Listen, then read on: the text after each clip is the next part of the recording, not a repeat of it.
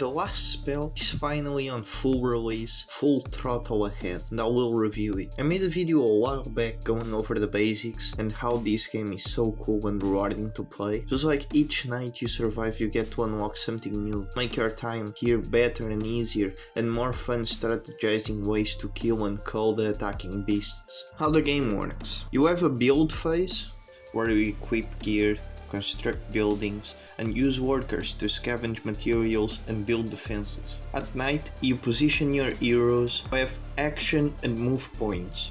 When those are gone, you end your turn and the monsters attack. Pretty simple. The weapon choices are the biggest factor. Some heroes will have strength in magic, melee, or archery, and you can cater to these strengths or disregard them and do my strategy, which is spam shortbow and use only your preferred weapon, every hero, same strategy, same everything, and see how long you can last on this wretched, blemished land. The game is pretty fun, and I played it for 60 hours. If they didn't wipe all my progress when the beta ended, I might have come back sooner, but here I am. The game went from 15 euros to 25. That is a very confident move from the makers, but I think it's fair.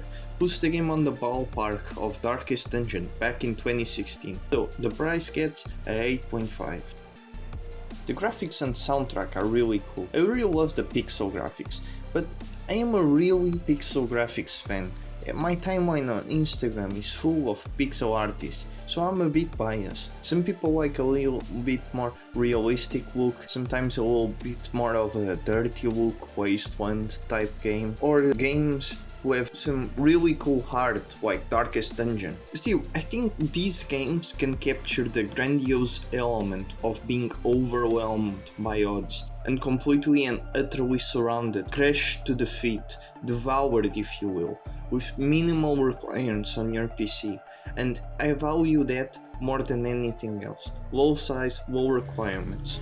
Also, the soundtrack is solid, though I'm not as very high on it. So the graphics and soundtrack get a 8.5. Well, today for me, it's very hard to give a game this amount of love. Last time I played a game this much, I think it was Dark Souls 3 with 300 hours.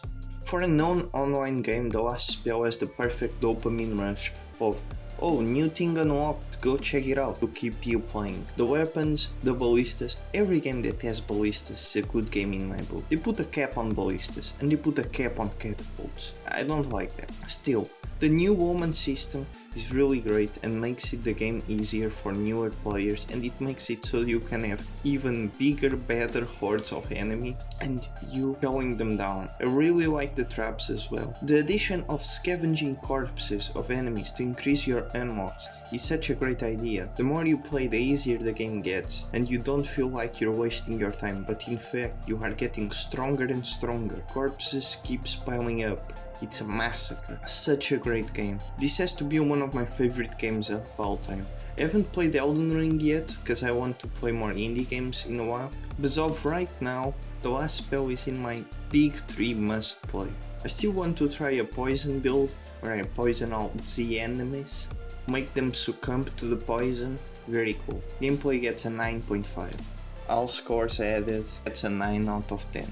And my seal of approval. If you want to know a bit more about the game before release and how hyped I was on it, I recommend you watch my first video on the game.